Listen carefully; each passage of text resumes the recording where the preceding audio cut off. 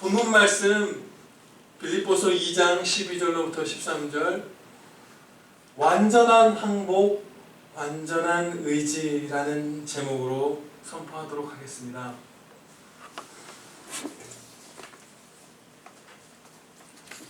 하나님께서는요, 바울 사도를 통해서 너희 구원을 이루라 이렇게 명령하셨습니다. 이 말씀은 언뜻 사람이 자신의 구원을 홀로 이루거나 혹은 하나님과 협력해서 역할 분담을 해서 자신의 구원을 이룬다는 얘기처럼 들릴 수도 있지만 결코 그런 뜻이 아님을 우리가 조금만 이 말씀을 신중하게 살펴보아도 알 수 있습니다. 성경 전체의 가르침이 구원이 하나님의 전적인 은혜로 말미암는다고 가르쳐주는 동시에 본문 말씀의 13절에서도 그 사실을 가르쳐주고 계시기 때문이에요. 이렇게 가르쳐 주십니다. 13절에서 우리 안에서 행하시는 이는 하나님이시고 그 우리 안에서 행하시는 하나님께서 우리에게 선한 소원도 주시고 그것을 행하게도 해주신다. 행할 힘도 주신다. 이렇게 가르쳐주고 계세요. 그러니까 우리가 구원을 이루어가는 신앙의 모든 행보의 그 선한 소원들과 그 소원을 이루는 모든 여건과 능력들이 다 하나님의 은혜라는 거예요. 아멘입니다. 그래서 이것은 결코 우리가 우리의 구원을 이룬다는 그런 두렵고 비참한 그런 얘기를 가르치는 말씀이 아니에요. 헬라어 성경에서는 그 의미가 더 풍성하게 드러나요. 원래는 이 13절의 앞쪽에 두 번째 단어로 왜냐하면 이라는 말씀이 들어있어요. 그래서 이 본문 말씀 두 구절을 조금 단순하게 요약하면 이렇게 말할 수 있어요. 너희 구원을 이루라. 왜냐하면 하나님께서 이루실 것이기 때문이다. 아멘. 하나님께서 이루실 것이니 이루라. 네, 아멘입니다. 그렇게 요약할 수 있어요. 이 원리는 사도행전에서 베드로 사도가 혹은 바울 사도가 그 걷지 못하는 자를 고친 사건들과 유사한 원리를 갖고 있어요. 이제 사도행전에 보면 사도 베드로가 안진뱅이를 고칠 때 이렇게 외쳤습니다. 나사렛 예수 그리스도의 이름으로 일어나 걸어라. 그리고 나서 그 명령을 한 거죠. 사도 베드로의 입을 통해서 주님께서 명령을 하신 거예요. 일어나 걸으라 안진뱅이한테. 그 다음에 베드로 사도가 우리말 성경에서는 오른손을 잡아 일으킴에 그가 이제 일어날 수 있었다 이렇게 나오는데 그것이 잡아서 끌어서 이렇게 힘으로 일으켰다는 그런 뜻이 아니에요. 손을 잡아준 거예요. 그리고 제가 이것이 이 성인 남자거든요. 이 성인 남자인데 이 성인 남자를 앉아있는 사람을 한 팔로 잡아서 일으킨다는 게 가능한가? 이게 혹시 그런 게 아닌데 분명히 내가 생각했을 때 그게 아니고 그런데 가능한가 테스트를 해봤어요. 제 아내한테. 절대 불가능해요. 이것은 왜냐면 이렇게까지 키가 한 2m 되는 사람이 뭐 조그만 사람을 들어올리면 들어올릴 수 있을까? 그 우리말 성경은 조금 오해하게 번역된 것인데 그런 것이 아니고요. 그 남자의 다리는 그 베드로 사도가 일으켜서 고친 것도 아니고 자기 자신이 고친 것도 아니고 전적으로 하나님의 능력으로 고쳐진 거예요.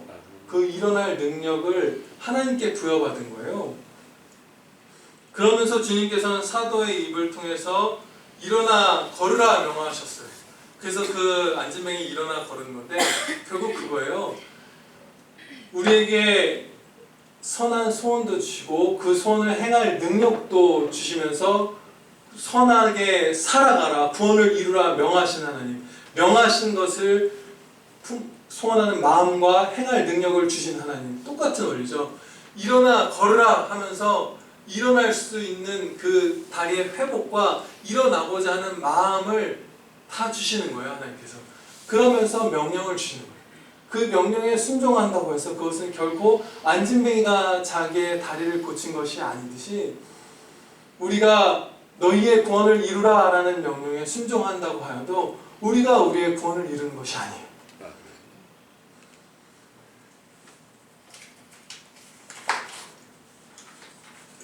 이제 그 사도 베드로가 예수님의 이름으로 고친 그 안진뱅이는 그 형제님은 아주 아름다운 모습을 보여줘요. 그 이유를 보면 뛰어 올라서 섰어요. 강력하게 응원을 받았잖아요. 사도가 그 외치고 손을 딱 잡았는데 아, 주님께서 나를 회복시켜 주셨구나 하면서 점프해서 뛰어 오르는 거예요. 벌떡 일어선 거예요. 그리고 나서 걷고 또 뛰기도 하면서 사도들과 함께 성전을 향해서 나아갔고 하나님께 찬양을 막 드려요. 이분이. 그러니까 죽었던 다리가 살아나는 은혜를 입었을 때 그 형제님은 그 은혜를 최대한 활용하면서 걷고 뛰고 점프하고 하면서 그 기능을 온전하게 빚어가고 또 하나님께 영광 돌렸던 거예요. 그런데 모든 성도는요, 다리가 나은 정도가 아닌 것이죠. 죽었던 영혼이 영원토록 생명을 얻었어요. 죽었던 영혼이 살아났어요. 그리고 하나님의 원수 되었던 자가 하나님의 자녀가 된 것이고요.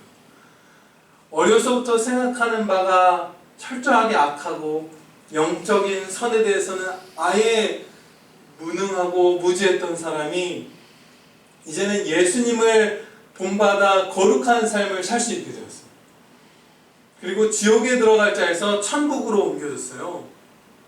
그러면 우리는 그 안진뱅이가 뛰고 점프하고 걷고 하면서 성전을 향해 나아가고 찬양 드렸던 것처럼 우리는 이제 새 사람이 되었으면 천국 백성 하나님의 자녀가 되었으면 성령이 내주하시는 그 자의 삶을 하나님께서 선한 소원을 주신 자가 되었으면 그것에 합당하게 예수님을 따르는 삶을 풍성하게 살면서 우리의 구원을 이루어가야 하는 것이에요.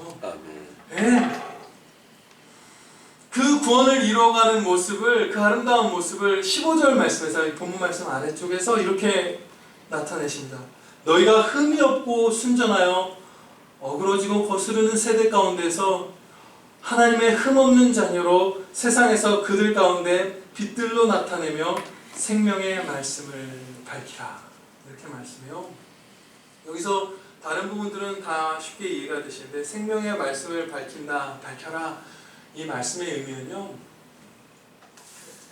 기독신자가, 성도가 그 존재와 그 사람의 삶을 통해서 그 복음이 생명과 진리와 능력의 말씀이라는 참되다는 사실을 증거하는 거예요. 밝히 하나님의 말씀의 그 능력을 너희가 그 존재 자체와 삶을 통해서 밝히 드러내라, 이 뜻이에요.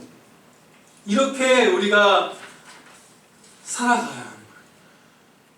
천국 보좌에 앉으신 예수님을 점점 더 닮아가고 천국 백성의 법인 하나님의 말씀을 따라 살아가면서 우리가 이미 받은 그 구원을 완전하게 하나님의 은혜 가운데 이루어가라 명령하시는 게 바로 오늘 본문 말씀인 것입니다. 그리고 이렇게 사는 것이 현세와 내세에서 가장 행복한 삶이에요. 다른 길은 이것과 비교할 수 없어요. 오늘의 본문 말씀은요, 지금까지 어떤 계율을 살펴보는 것인데요, 정말로 많은 진리가 깊고 풍성하게 담겨 있어서 여러 주에 걸쳐서 설교하는 것이 정말로 유익할 만큼 그야말로 하나님의 말씀 가운데에서도 밀도가 높은 말씀이에요. 그런데 오늘 저는 특별히 오늘 제목으로도 제가 정하였던 주님께 완전히 항복함과 주님을 완전히 의지함, 이 진리, 이 가르침에 특별히 더 주목해서 본 말씀을 살펴보고자 합니다. 물론 전체를 다 배울 것이고요. 근데 특히 더 그 진리에 더 마음을 쏟아서 이 말씀을 배워보자 합니다. 13절 말씀에서 정말로 충격적인 사실을 가르쳐주세요. 너무나 놀라운 사실을 가르쳐주세요. 그것은 우리가 하나님께서 주시지 않으면 선한 소원을 품을 수조차 없다는 사실입니다. 선한 소원은 있는데 그것을 하나님이 안 도와주시면 행할 수가 없다, 이 정도가 아니에요. 마음에 선한 소원 자체가 하나님의 은혜가 아니면 아예 품을 수가 없는 것이에요. 다만 우리는 이성적 피조물이기 때문에 스스로 악한 소원은 품을 수 있어요. 악한 소원은 마음껏 품을 수 있어요, 우리가. 그러나 선한 소원은 하나님께서 심어주셔야만 우리가 품을 수 있습니다. 이 13절 말씀만 보고서 그렇게까지 해석하는 것은 무리라고 생각하실 수 있어요. 그런데 성경 말씀 전체를 보시면 그것이 더욱더 분명해집니다. 창세기 6장 5절에서 말씀하시기를 여호와께서 사람의 죄악이 세상에 가득함과 그 마음의 생각의 모든 계획이 항상 악할 뿐임을 보시고, 이처럼 우리에게 위선이 아닌 진정으로 거룩한 선한 소원이 있다면 그것은 성령 하나님께서 주신 바로 그 소원이에요. 이처럼 선한 소원을 품을 능력조차 우리에게 없기 때문에 하나님을 대적하는 모든 불순종의 마음을 버리고 항복하고, 그리고 전적으로 내 힘이 아니라 다른 사람도 어떤 세상 철학도 아니라 하나님만 완전히 의지하는 자가 되지 않으면 우리의 구원을 풍성하게 이루어 나갈 수가 없습니다. 그 복된 삶을 살아갈 수가 없는 거예요. 선한 소원 자체를 아예 품을 수조차 없는 거예요. 시작 단계에서 이 구원을 이루는 게 실패하는 거예요. 그래서 우리에게 완전한 복, 완전한 주님께 의지함이 있어야만 우리의 아버지 하나님께 그 품에 안기는, 예수님의 품에 안기는 그 구원을 우리가 이루어갈 수 있어요. 그렇게 우리가 아버지와 점점 더 동행해가는 그 구원의 완성으로 전진할 때 우리에게 어떤 일들이 벌어지냐면요, 우리를 참으로 고통스럽게 하고 슬프게 하고 점점 사망으로 파멸로 끌고 가는 우리 자신의 죄로부터 우리가 자유케 됩니다. 이 구원을 이루어간다는 것은 그 최악의 원수인 죄로부터 우리를 자유케 한다는 그 은혜가 담겨 있어요. 그리고 그리스도로 말미암아 주어지는 모든 선하고 좋은 그 복과 은혜들이 우리에게 다 풍성하여진다는 뜻이에요. 두렵고 떨림으로 선한 소원을 주시는 하나님 의지에서, 능력 주시는 하나님 의지에서 구원을 이루어간다는 것은 가장 모든 비참한 것들로부터 자유케 되고 모든 행복한 그 은혜로 전진하게 된다는 뜻이에요. 반면에 우리가 하나님께 완전히 항복하지도 않고 완전히 의지하지도 않을 때 얼마나 우리가 비참해지는지 잠시 살펴보도록 하겠습니다. 성경 말씀에서는요, 어떤 사람이 아주 강팍해지는 장면이 꽤 자주 종종 등장하죠. 마음이 돌처럼 굳어져서 냉랭해져서 죄악으로 이렇게 비참하게 치닫는 것이잖아요. 그런데 어떨 때 사람이 강팍해지는가, 하나님의 말씀을 살펴보면 두려운 진리를 우리가 발견하게 돼요. 가르쳐 주시기를 사람은 하나님께서 내버려 두시면 강팍해집니다. 하나님께서 죄악으로 치닫는 자를, 그게 불신자든 성도이든 붙들어 주시는 것을 그냥 놓으면 자신이 원해서 자발적으로 강팍해져요. 하나님께서 우리 심령 안에 악을 창조해내서 우리가 원치 않는데 죄를 범하도록 우리의 머리를 꼭두가시처럼 끌어서 강팍하게 만드신 것이 결코 아니라, 절대 아니라 그런 적은 한 번도 없으시고 그냥 우리를 붙들어 주시는 그 자비와 은혜의 손길을 조금 활곱게만 해주시면 우리는 강팍해지는 거예요. 스스로 죄로 치닫는 거예요. 제가 이 말씀을 드린 이유는 바로 이것이에요. 우리 안에 선한 소원이 생겼다면 그것은 우리 안에 계시는 성령 하나님께서 역사하시는 그 순간이에요. 그래서 우리가 두렵고 떨림으로 황공한 마음으로 하나님이 지금 나와 함께 하시는구나, 지금 우리 가운데 함께 하시는구나, 그것을 절감하고서 그것에 합당한 그 두려움으로, 경외함으로 즉각 순종해야 하는 것이에요. 그런데 만약에 모든 성도에게 그 선한 소원을 주시는데 그것을 우리가 태만하거나 지체하면 성령님의 수욕을 거스르는 것이죠. 선한 소원을 자꾸 주세요.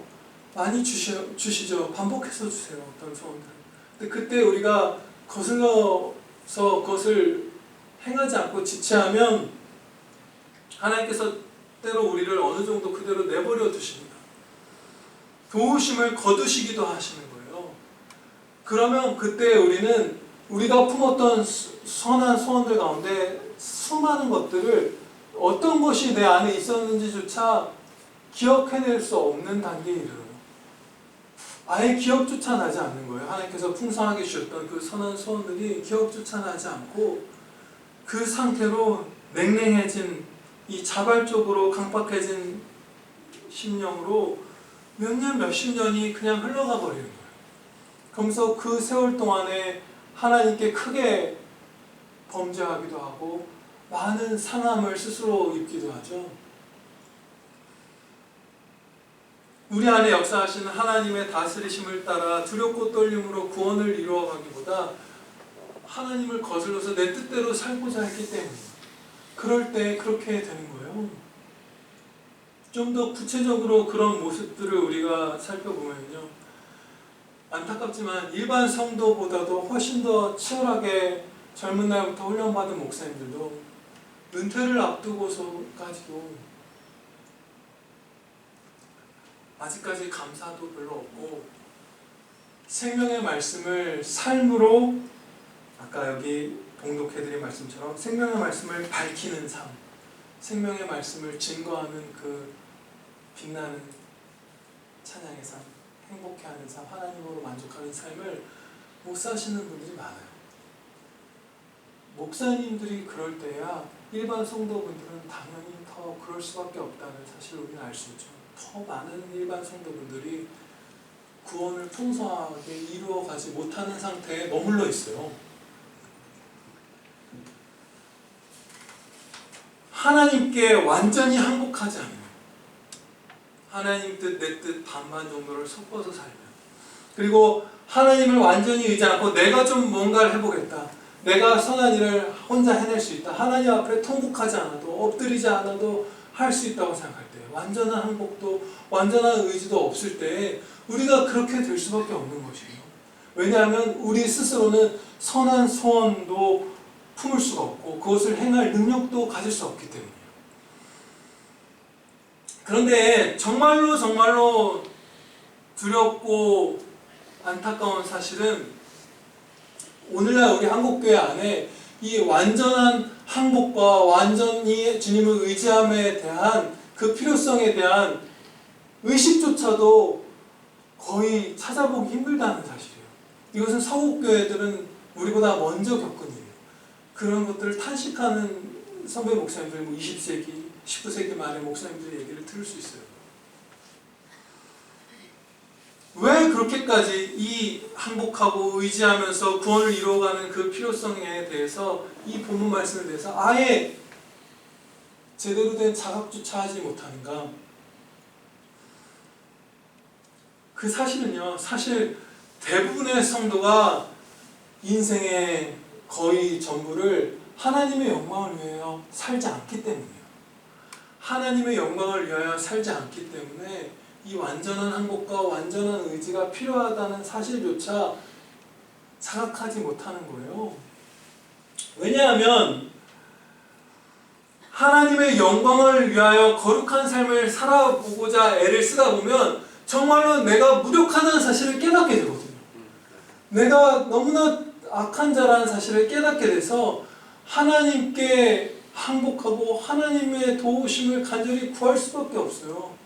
그래서 모든 역사의 신실한 성도는 다 기도의 사람이었던 이유가, 그분들이 하나님께 매달리지 않고서는 거룩한 삶은 한 발짝도 살아갈 수 없다는 사실을 스스로 체험했기 때문이에요.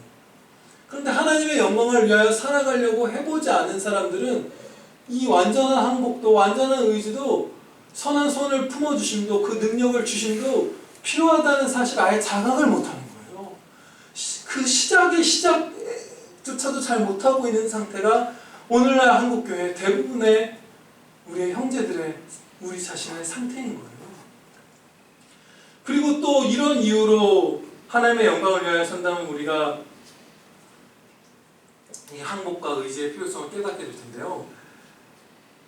자신의 이름을 높이는 삶, 내 정욕을 쫓는 삶을 살려고 하면 하나님께 항복하고 하나님께 의지하는 것이 필요가 없어요. 그러니까 필요성을 못 느끼는 거예요. 오히려 방해가 되죠. 오히려 그 마음이 거리낌을 받아요. 야, 이것만 너 그냥 타협하면 지금 얼마를 벌 텐데 너 그 뭐 유별나게 유별 떠느라 뭐 성경 말씀 따르느라 이거 포기할 거야? 오히려 방해가 돼서 필요도 없을 뿐더러 방해가 되기까지 해서 잊어버린 거예요, 일부러. 그래서 우리는 완전한 혼동의 상태에 빠져서 내가 하나님의 영광을 위하여 사는 영적인 삶을 살고 있는지 아니면 내 뜻대로 내 정욕대로 사는 육적인 삶을 살고 있는지 내가 어떻게 무슨 목적을 갖고 어떤 삶을 사는지조차 혼돈하는 단계에 사실 빠져 있어요. 최근에 그 서점에서 어떤 성도가 쓴 책을 보았는데요. 그런 게 써 있어요. 나는 오늘도 나를 믿고 그래서 행해서 이만큼 성공했고 막 이런 책을 어떤 그 성도분이 쓰셔서 출판을 했더라고요. 완전히 육적인 삶에 대한 얘기예요. 나 자신에게 신뢰할 것이 있고 그것으로 성취해낼 수 있는 삶이라면 하나님이 선한 소원을 주셔야만 소원을 품는 그 시작조차도 안 주시면 할 수 없는 그런 삶이 결코 아닌 거예요. 근데 그런 삶을 살아요, 성도분들이. 나를 의지하고 무슨 인간 멘토를 찾고 매일 열정적으로 나를 갈고 닦고 자존감을 높이고 그렇게 하면 성공할 수 있다. 그 삶은 다 육적인 삶이에요. 영적인 삶, 하나님께 영광 돌리는 삶은 하나님께 항복하지 않으면 다 실패해요. 하나님만 의지하지 않으면 다 실패해요. 나는 이 무가치한 종을 긍휼히 여겨주시옵소서 날마다 기도드리지 않으면 한 발짝도 사실은 제대로 전진할 수가 없는 삶이 이 죄인이 살아가는 그 찬양의 삶이에요. 찬양의 삶을 살면 그렇게 우리가 살아갈 수가 없어요. 그런데 그 혼돈이 완전히 우리 안에 만연해 있는 거예요. 한계가 껴있는 것 같아요. 그냥 내가 육적인 삶을 사는지 찬양의 삶을 사는지 구분을 못하고 우리가 살아가면서 그 안에서 육적인 삶을 위한 기도도 하고 무슨 말씀도 읽고 막 온갖 혼돈에 우리가 빠져 있어요. 그렇기 때문에 우리가 먼저 영적인 삶과 육적인 삶을 구별해서 영적인 삶을 살아야만, 아니 그것 자체가 우리가 받은 구원을 이루어가는 삶이에요. 그렇기 때문에 하나님의 말씀에서 쉽고 명확한 기준, 우리의 삶이 하나님의 영광을 위하여 사는 삶인지 아니면 내 뜻대로 사는 삶인지 구별하는 아주 쉽고 명확한 기준들을 하나님의 말씀에서 배우도록 하겠습니다. 첫 번째는요, 앞서도 말씀드렸죠. 하나님의 은혜를 구하는 간절한 기도가 매일 있는가 없는가입니다.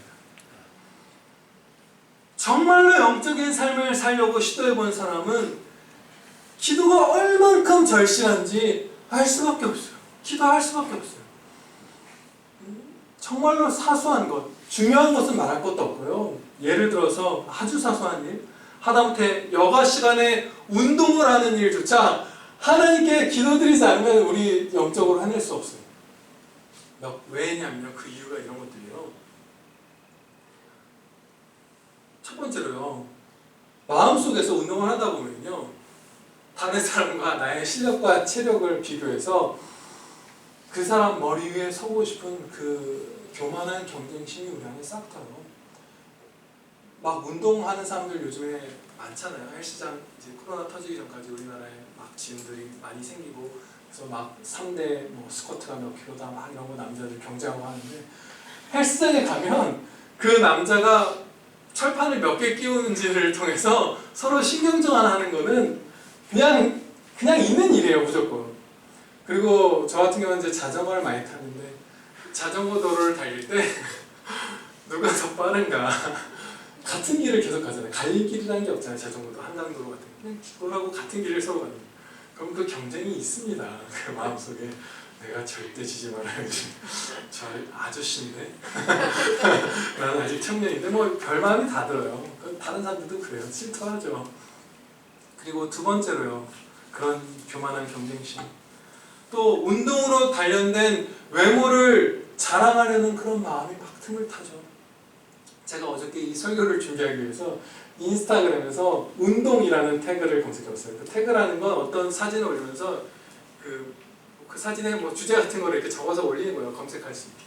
그랬더니 제가 운동 이렇게 타이핑했더니 쫙 관련된 태그들이 뜨는 거예요. 그런데 운동하는 남자라는 태그가 단축어로 떴는데요. 자동으로 완성이 되는 거예요. 그래서 운동하는 남자라는 태그로 올린 사진이 581만 개예요. 그리고 운동하는 여자가 확실히 외형을 꾸미는데 더 민감한 거예요. 921만 개예요.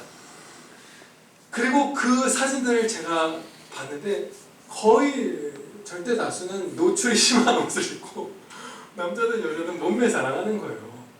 그게 합쳐서 1,몇백만. 그리고 운동 스타그램 막 이런 것들, 그런 것까지 몇 천만 개 그런 자랑이 있는 거예요. 근데 이렇게 인스타에 올리지 않더라도 막 살 빠지고 뭐 몸매 자랑하면 나시티 입고 막 남자들은 팔 굵어지면 과시하고 막 그러고 싶잖아요. 여자분들은 막 노출이 심한 옷 입고 그런 것들도 우리가 운동할 때 기도하지 않으면 이겨낼 수 없어요. 경쟁심도 그 자랑도 또 운동을 꾸준히 하다 보면 몸 관리를 하지 않는 사람들에 대해서 비판합니다. 무시하고 자기 관리도 안 하는 사람들 막 혀를 차죠. 그리고 앞서 말한 것들에 별로 직접적으로 해당되지 않는 비교적 건전한 분들도요. 이렇게까지 하는 경우는 쉽지 않아요. 기도하지 않으면 사실 불가능하죠. 운동의 목적이 하나님의 것인 내 몸을 잘 단련해서 하나님께 더 충성하기 위한 그런 운동을 하는 경우 드물고요. 기도하지 않으면 거의 힘들고요. 또 운동으로서 몸과 마음의 활력을 되찾아서 기분 전환을 해서 더 열심히 힘차게 하나님께 충성해야 하지 않은 그 기분 전환의 수단으로서 그 적절한 만큼 적절한 운동을 충성해서 하는 그 순종, 이런 것들을 하려면 기도 안 하고서는요 이 사소한 영적 삶도 불가능해요. 그러면 그거보다 더한 것들, 더 많은 세상적인 유혹이 걸려있고 더 많은 무슨 칭찬과 인기와 명예와 돈과 내 정욕이 걸려있는 이런 것들에 있어서는 정말로 날마다 기도하지 않으면 결코 영적인 그 삶, 찬양의 삶을 살아갈 수가 없습니다. 그래서 첫 번째 기준은 날마다 간절히 기도하는가 아닌가 이것이고요. 두 번째 점검 기준은 감사예요. 왜 이것이 중요하냐면요, 날마다 간절히 기도드리지 않으면 영적인 삶을 살고 있지 않다는 증거는 돼요. 확실한 증거. 그런데 날마다 기도드린다고 해서 그 사람이 반드시 영적인 삶을 사는 것은 아니거든요. 왜냐하면 정욕으로 구하는 기도를 열심히 드리는 분들도 많아요. 정말로 정욕으로 구하는 기도에 매진하는 분들도 많아요. 그래서 감사로 점검하지 않으면, 기도로만 점검하면 우리는 실패할 수 있습니다. 그런데 왜 감사가 영적인 삶을 사는 사람에게 반드시 존재할 수밖에 없는가? 그 이유는요, 예수님을 본받는 그 거룩한 삶을 살려고 하다 보면 앞서 말씀드린 바대로 나의 죄악됨과 무가치함과 무능력함을 깨닫게 되고, 당연히 그럼으로써 점차 겸손해질 수밖에 없고, 내가 받아 누리는 모든 것들이 내가 받아야만 하는 것보다 훨씬 더 주신 하나님의 은혜라는 사실을 깨달을 수밖에 없기 때문이에요. 그래서 하나님께 영광 돌리는 삶을 살려고 하다 보면 그 감사로 점차 나아갈 수밖에 없습니다. 근데 뭐 이게 한 번에 계속 감사만 드리게 된다 이런 거 아니에요. 염려하실 필요 없어요. 불평도 싹트고 불만도 틈을 탈 때가 있죠. 그러나 그것이 점차 극복되어서 나갈 거예요. 세 번째 기준은요, 하나님의 영광을 위하여 사는 성도는 사람을 두려워하지 않게 된다는 것이에요. 사람을 두려워하지 않게 되는 그 첫 번째 이유는요, 내 삶의 목표가 하나님께서 주시는 선한 소원과 그것을 행할 능력을 받아서 은혜 가운데 순종하면서 구원을 이루어가는 그것이라면, 그 구원과 모든 은혜들을 내게 줄 수도 없고 내게서 빼앗을 수도 없는 사람을 두려워할 이유가 하나도 없기 때문이에요. 내 삶의 목표가 인기고, 내 삶의 목표가 사람의 칭찬이고 명예고 높은 지위고 돈이고 무언가 그런 것이라고 한다면 눈치를 보죠. 힘 가진 자, 많이 가진 자, 부유한 자들, 윗사람들, 이런 사람들을 두려워하고 당연히 떨죠. 이 사람이 나에게 이것을 줄 수 있는데, 이 사람 눈밖에 하면 안 되는데, 이런 것들이 틈타죠. 그러나 내가 소원하는 바가 하나님의 은혜를 입어 은혜로 받은 구원을 이루어가는 그 삶, 예수님 따라가는 삶이 내 삶의 소원이다 라고 한다면, 뺏을 수도 없고 줄 수도 없는 인간은 전혀 두려움의 대상이 될 수 없는 거예요. 그리고 사람이 두렵지 않게 되는 두 번째 이유는, 영적인 삶을 사는 성도는 선한 목자이신 하나님을 신뢰하게 되기 때문입니다. 그 참을 무수히 겪어요. 하나님께서 내 영혼을 보호하시는구나, 내 육신을 보호하시는구나, 나를 기르시는 선한 목자시니 내게 부족함이 정말 없구나. 사망의 음침한 골짜기를 지날 때에도 나는 두려워하지 않을 수 있구나, 이것을 우리가 절감하게 되거든요. 하나님의 보호하심을 신뢰하게 되고, 세 번째로, 하늘에 모든 소망이 있으면 인간의 영혼을 지옥에 던져 넣어서 심판하실 수 있는 하나님만 두려워하게 되지, 육신을 최대한으로 우리를 해도 육신을 죽일 뿐 우리의 영혼이 천국에 가고 끝내 주님이 다시 오신 날에 영광된 부활체와 함께 그 영혼이, 완전한 영혼이 합쳐져서 영화롭게 될 이 모든 은혜를 한 점도 막을 수 없는, 빼앗을 수 없는 그 사람들을 결코 두려워하지 않게 되기 때문에, 이 땅에 소원을 두면 사람이 두려워요. 이 땅에 있는 것들은 다 빼앗길 수 있는 것이니까. 무엇이든지 이 땅에서 있다가 사라져버릴 것들은 거의 대부분이 인간에 의해서 빼앗길 수 있는 것들이에요. 그러나 하늘의 소망을 두고 하나님을 바라는 사람들은 사람이 그것을 빼앗을 수 없기 때문에, 하나님의 사랑하는 자녀들은 하나님의 손에서 빼앗을 자는 아무도 없기 때문에 사람을 두려워하지 않게 됩니다. 이것이 우리가 영적인 삶을 사는가 아닌가를 점검하는 이 세 번째 기준입니다. 그리고 마지막 네 번째 영적인 삶을 사는지에 대한 점검 기준은요, 사랑이 품성이 있는가요? 사랑이 품성이 있는가요? 어떤 무슨 방언의 은사, 무슨 어떤 특별한 가르침의 사역, 무슨 많은 이들을 회심하게 하는 것, 이런 것들은 하나님께서 모든 성도에게 주시는 은혜도 아니고 명령도 아니에요. 그러나 하나님의 모든 계명은 하나님 사랑, 이웃 사랑으로 그 총합을 표현하셨잖아요. 그래서 사랑만큼은 모두에게 명하셨고 모두에게 할 수 있게 해주시는 하나님의 은혜예요. 아멘입니다. 예, 그래서 하나님의 영광을 위하여 사는 사람은 결코 사랑을 포기하지 않아요. 그래서 우리 삶에 그 막 미움과 정죄함과 불만과 막 이런 것들이 틈을 타도 그 싸울 소원을 주시고 싸워 이길 힘을 주셔서 그것이 그 냉랭함이 오래가지 않고 우리의 삶을 지배하지 않고 벗어나고 우리가 다시 사랑의 심령을 품도록 하나님께서 회복시켜 주십니다. 그래서 이것이 우리의 점검 기준이에요. 이 네 가지의 쉽고 분명한 점검 기준을 통해서 각자 자신을 돌아보았을 때 내가 너무나 육적인 삶을 살고 있구나 라는 것을 깨닫게 되었다고 해도 절망할 필요가 없다고 오늘 본문 말씀에서 말씀해 주십니다. 예, 오늘 본문 말씀에서 우리가 애통해야 할 수는 있지만, 애통해야 하지만 절망해서 쓰러지지는 않을 수 있다는 그 사실을, 그 격려를 오늘 본문 말씀에서 주세요.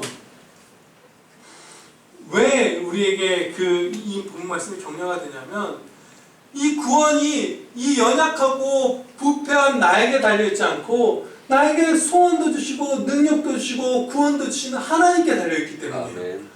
네. 그리고 하나님께서는 택하신 자녀, 한번 예수님을 믿게 하신 자녀를 그 자녀가 불순종할 때 잠시 내어버려서 죄악으로 치닫게 어느 정도 기간 동안 내어버려 두실 때는 있지만 끝까지 내버려 두시지는 않아요. 반드시 붙드셔서 그 탕자가 돌아오듯이 반드시 주님께로 돌아오게 해주세요. 빌립보서 1장 6절에서 말씀합니다. 너희 안에서 착한 일을 시작하신 이가 그리스도 예수의 날까지 이루실 줄을 우리는 확신하노라. 그리고 요한복음 10장 28절 말씀입니다. 내가 그들에게 영생을 주노니 영원히 멸망하지 아니할 것이요 또 그들을 내 손에서 빼앗을 자가 없느니라. 절대로 나 자신도 내 구원을 하나님의 손에서 빼앗을 수 없어요. 절대 실패하지 않고 우리를 끝끝내 붙들어서 다시 선한 선을 심어주시고 그것을 행하게 해주세요. 그리고 또 이 12절 말씀에서도 그 확신을 얻을 수 있어요. 윤회 입은 확신을. 박윤선 목사님은요, 이 12절 말씀에 사랑하는 자들아 라고 번역된 부분이 좀 더 정확하게 번역하면 사랑을 입은 자들아, 사랑을 입은 자들아 이렇게 번역해야 한다고 말씀했어요. 그 사랑을 입었다는 게 어떤 뜻이냐면 주 예수 그리스도의 십자가 사랑을 입은 자들아. 이 본문 말씀의 바로 윗 문맥이 그 말씀이에요. 여러분 잘 아시는 종의 형체를 가지사 십자가에 달려 죽기까지 복종하신 주 예수님의 그 겸손과 십자가 구원 사랑과 은혜를 가르쳐 주신 말씀이거든요. 이 사랑을 입은 너희 주님의 자녀들아, 영원히 하나님의 성도된 자녀들아, 두렵고 떨림으로 너희 구원을 이루라. 이런 말씀이에요. 그러니까 우리가 어떠한 점검 기준에 해당되어서 내가 영적인 삶을 너무나 부족하게 살았구나 라는 것을 절감했다 하더라도 애통해하지만 우리는 결코 낙심할 필요가 없어요. 아멘. 네. 오히려 이런 마음을 우리는 품어야 합니다. 하나님께서 그 마음을 우리에게 오늘 주신다. 무슨 마음이냐면요, 오늘 가르쳐 주시기를 소원도 하나님께 달려있고 능력도 하나님께 달려있기 때문에 하나님께 완전히 항복하고 내 뜻 반, 하나님 뜻 반이 아니라 하나님 뜻에 내 삶을 다 순종하여 내어드리고 내가 어떻게 해보려고 하는 것이 아니라 하나님께 날마다 간절히 부르짖어 도우심을 구하면서 하나님의 지혜대로 내 삶을 순종하여서 살아가면 어떤 은혜가 있냐면 결코 내가 죽일 수 없으리라, 실제로 죽일 수 없었던 그 죄악들, 가장 깊게 내 삶에 새겨진 그 죄악을 죽일 수 있습니다. 극복할 수 있어요. 그것이 아무리 인이 박혀서 내 성품이 되고 아무리 내가 그것을 많이 사랑하고 그 죄를 너무나 즐기고 그 죄의 전문가 같은 사람일지라 하더라도 이 죄만큼은 내가 못 버릴 것 같아, 내가 이것만큼은 못 끊어낼 것 같아 하는 죄도 하나님께 항복하고 하나님께 의지하는 자는 극복하게 해주실 것입니다. 또 이런 마음을, 확신을 우리가 품고 은혜를 입을 수 있습니다. 나는 도저히 저렇게는 못할 거라고 생각했던 순종, 거룩, 경건, 예수님을 따라가는 삶을 우리가 다 해낼 수 있습니다. 정말 놀랍도록 변화될 수 있어요. 정말로 놀랍도록 변화될 수 있어요. 그런데 그것은 하나님께 완전히 항복하고 하나님께 완전히 의지하면서 두렵고 떨림으로 순종할 때만 가능해요. 베드로가 높은 자존감을 갖고서 이렇게 예수님께 말씀드렸습니다. 모두 주를 버릴지라도 나는 결코 버리지 않겠나이다. 내가 주와 함께 죽을지언정 주를 부인하지 않겠나이다. 이렇게 주님께 외친 다음에 베드로는 무장한 군인의 위협도 아니고 건장한 남성의 위협도 아니고 높은 신분을 가진 여성도 아니고 여종이 베드로를 겁나게 할 때 그 앞에서 3번이나 예수님을 부인하면서 완전히 실패해버렸어요. 나를 의지하면, 나를 의지하는 마음이 남아있으면 반드시 실패하는 거예요. 그런데 베드로가 비로소 회개하고 심지어 더 나아가서 다른 형제들의 믿음을 견고하게 하기까지 하는 그 영적인 성공을 언제부터 시작했냐면 바로 이때부터예요. 주께서 돌이켜 베드로를 보시니 베드로가 주의 말씀 곧 오늘 닭 울기 전에 네가 3번 나를 부인하리라 하심이 생각나서 밖에 나가서 심히 통곡하니라. 나를 신뢰하고 자신하고 자존감을 갖고 나를 믿고 그렇게 살아갈 때에는 다른 사람을 의지하고 내 무슨 직업을 의지하고 돈을 의지하고 경험을 의지하고 학력을 의지하고 하나님이 아니신 다른 모든 어떤 것을 의지하면 그것이 베드로와 같은 어떻게 보면 선한 소원을 상당 부분 품고 있는 것이라 할지라도 다 실패해요. 반드시 실패해요. 그러나 주님 앞에 항복하고 주님 앞에 무릎 꿇고 엎드려 머리를 땅에 대고 도와주세요 하면 성공할 것입니다. 기도드리시겠습니다.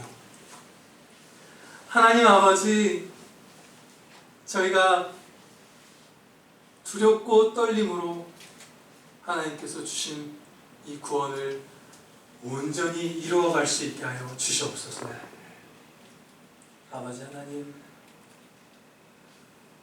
저희가 얼만큼이나 멀어졌는지 모르겠습니다. 아버지, 정말 하루속히 하나님께서 주시는 선한 소원이 마음에 생겼을 때 내 마음에 정말로 거룩한 소원이 단 하나라도 생겼다면 그것은 지금 내 심령에 하나님께서 거하시면서 역사하시는 것이구나. 하나님의 손이 내 머리 위에 닿아 있구나 자각하며 즉각 황공한 마음으로 순종하는 복된 아들들을 다 되게 하여 주시옵소서.